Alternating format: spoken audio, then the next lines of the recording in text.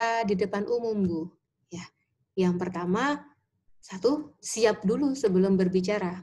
Ada 6 hal yang perlu dipersiapkan dalam berbicara efektif ya, yaitu yang pertama, kenapa saya harus berbicara? Yang kedua, siapa audiens saya? Ketiga, saya berbicara di mana? Keempat, kapan saya berbicara? Kelima, ya dan keenam, apa dan bagaimana metode yang harus saya pakai pada saat saya berbicara.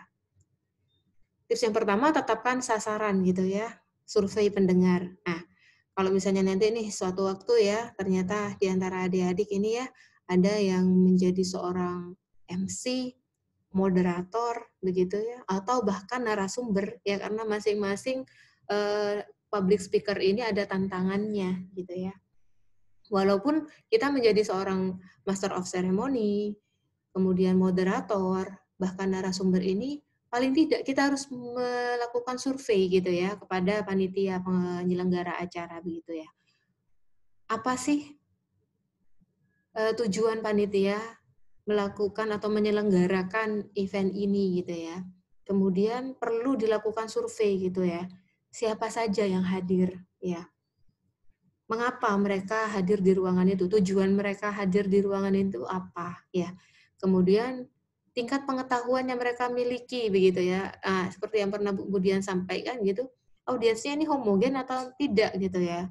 Kalau misalnya audiensnya homogen, punya riwayat pengalaman belajar yang sama, mungkin enggak masalah, lebih mudah bagi public speaker untuk menyampaikan topiknya. Nah, yang sedikit menjadi tantangan ketika ternyata audiens kita justru heterogen gitu ya, ragam riwayat pengalaman belajarnya berbeda. Keempat, kita perlu tahu harapan mereka atas topik pembicaraan itu seperti apa. Bisa jadi mereka sudah pernah mengalami, atau bahkan ada yang belum pernah mengalami. Nah, ini beda ranahnya. Kalau misalnya memang harapannya di sini adalah sharing ya, karena mereka sudah pernah punya pengalaman sebelumnya, kita bisa pakai metode berbagi pengalaman atau sharing begitu. Kemudian bagaimana usia, pendidikan dan jenis kelamin. Penting Bu untuk diidentifikasi, penting ya.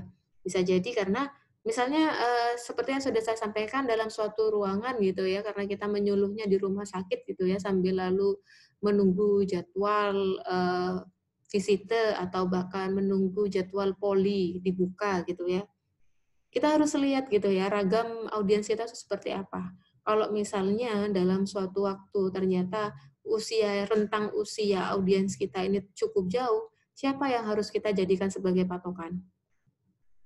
Kalau dalam aspek usia, terkait dengan topik yang lagi trending begitu ya, kita harus menggunakan patokan adalah usia yang sepuh. Bisa jadi beliau tidak mendengar atau tidak paham terkait dengan topik terbaru.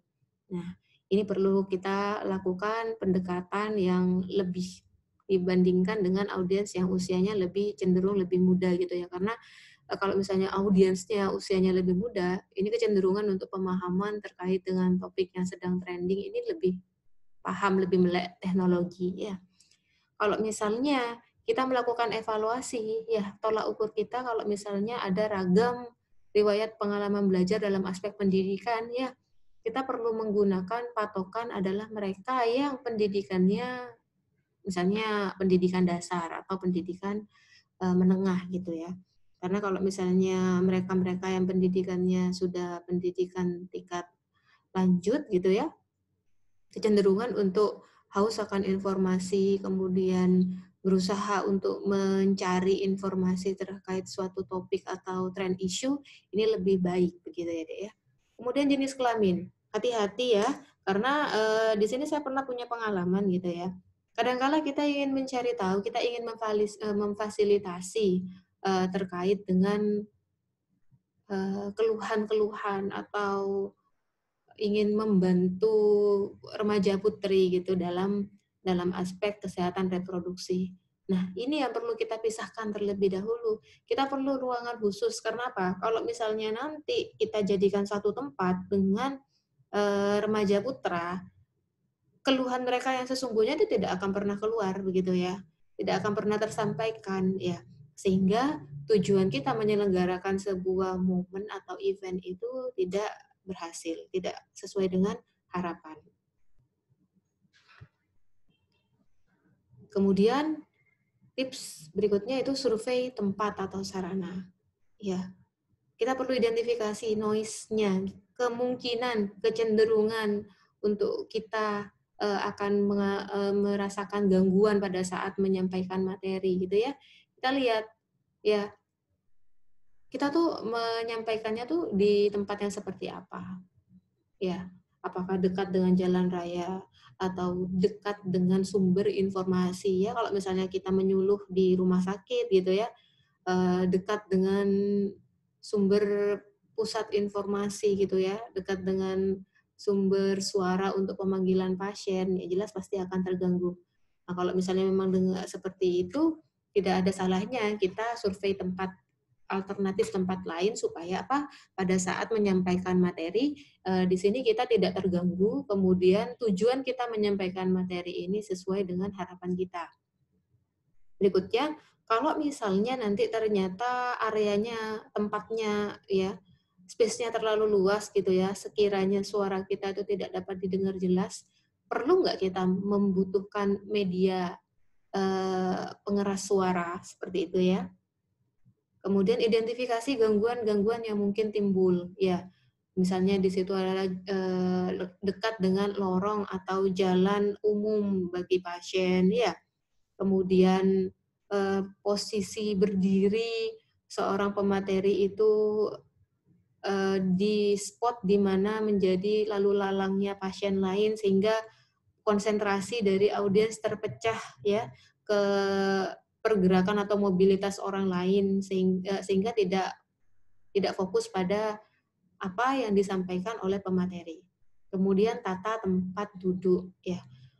Bedakan kalau misalnya kita menggunakan metode ceramah dengan metode demonstrasi. Ini perlu kita identifikasi juga kebutuhannya. Kalau misalnya sekiranya kita memang akan melakukan demonstrasi, tidak ada salahnya kalau misalnya audiens kita kondisikan dengan letter U gitu ya. Sehingga pemateri bisa berdiri atau menyampaikan tepat di spot sentral begitu ya. Sehingga semua sudut pandang dari audiens itu tidak terhalangi ketika pemateri melakukan demonstrasi atau praktik. Berikutnya identifikasi waktu. Wajib ya. Mungkin terlihat tidak penting begitu ya bagi adik-adik, tapi sebenarnya ini penting. Ya. Coba bisa dibayangkan nggak kalau misalnya kita mengundang audiens di momen-momen di mana dia memiliki tanggung jawab. Contohnya, mengundang ibu-ibu nih, ibu-ibu rumah tangga begitu ya, di mana undangannya tidak disesuaikan dengan kebutuhan beliau. Ibu-ibu rumah tangga mungkin range waktu amannya itu sekitar jam 10 gitu ya, karena pagi menyiapkan kebutuhan keluarga. Beda lagi dengan kalau misalnya audiens kita sebagian besar adalah petani, yang notabene kalau misalnya nanti selama melakukan berkegiatan atau menyelesaikan tanggung jawabnya di sawah gitu atau di ladang begitu ya, itu kebanyakan di waktu pagi. Nah, ini perlu kita perhatikan sehingga kita bisa mengkondisikan amannya supaya audiens kita ini fokus terhadap materi yang akan kita sampaikan, bisa tenang bersama kita gitu ya dalam penyampaian materi. Kenapa tidak kita arahkan untuk melakukan penyuluhan di sore hari seperti itu. Berikutnya, perhatikan bahan yang akan digunakan. Di pertemuan sebelumnya saya sudah sempat menyinggung tentang bagaimana menyusun dan memilih bahan, bagaimana cara membuat mind mapping, ya sama-sama topiknya leadership misalnya ya. Tapi kalau misalnya kita lihat audiens antara mahasiswa, kebutuhan pemahamannya tentang leadership justru akan berbeda dengan mereka yang berada di sekolah menengah. Ya, katakanlah kita sama-sama menyampaikan tentang topik leadership.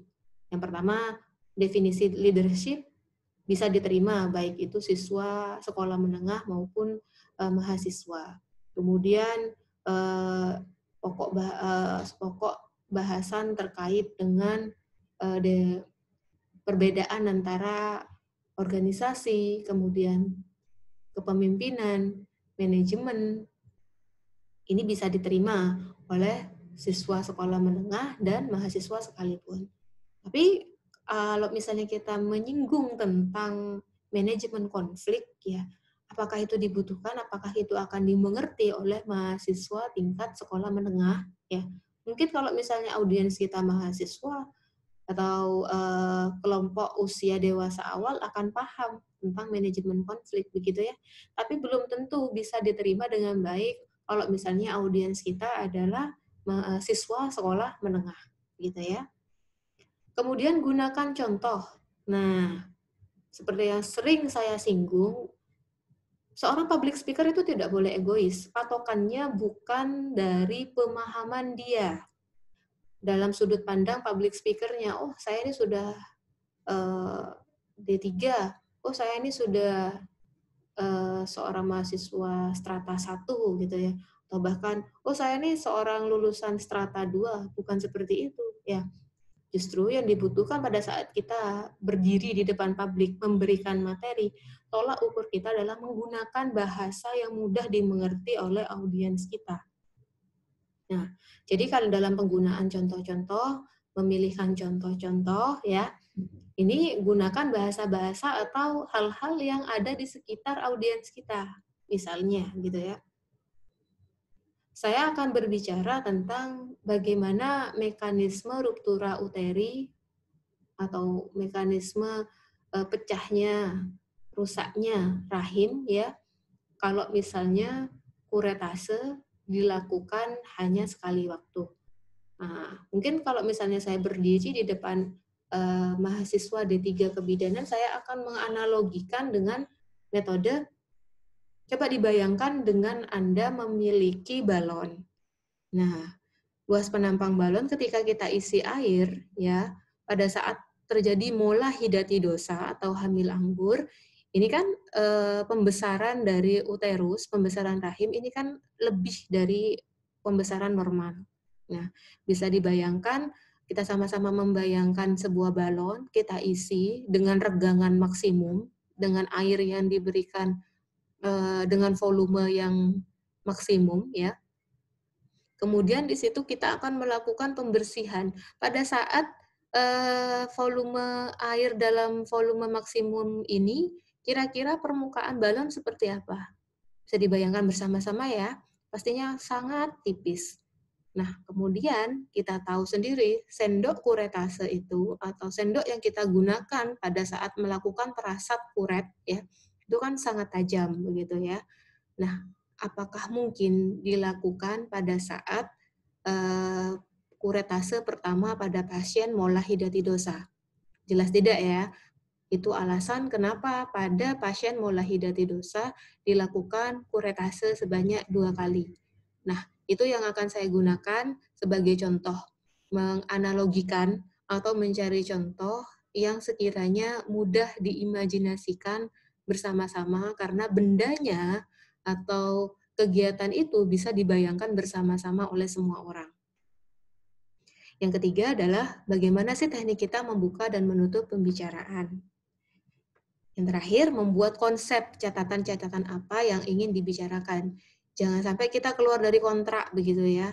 Misalnya kita punya kontrak waktu dengan ruangan ya, diberikan waktu untuk 60 menit sambil lalu menunggu datangnya dokter, sehingga nanti harapannya pasien tidak terganggu ketika sudah mulai ada pemanggilan pasien satu persatu ke poli. Nah, ini harus kita perhitungkan jelas-jelas dalam satuan acara penyuluhan begitu ya.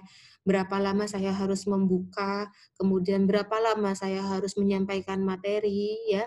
Berapa lama saya melakukan evaluasi atau memberikan kesempatan kepada audiens untuk bertanya apa yang belum jelas. Yang terakhir adalah menutup sekaligus melakukan evaluasi apakah hal yang perlu kita sampaikan sudah dapat diterima oleh dengan baik oleh audiens. Seperti itu ya, Dek ya. Jadi dengan waktu yang sudah kita sepakati dengan kepala ruangan atau dengan CI, itu kita akhirnya menyampaikan hal-hal yang perlu kita sampaikan, nggak geladrah, nggak ngomong kemana-mana, begitu ya, Dek?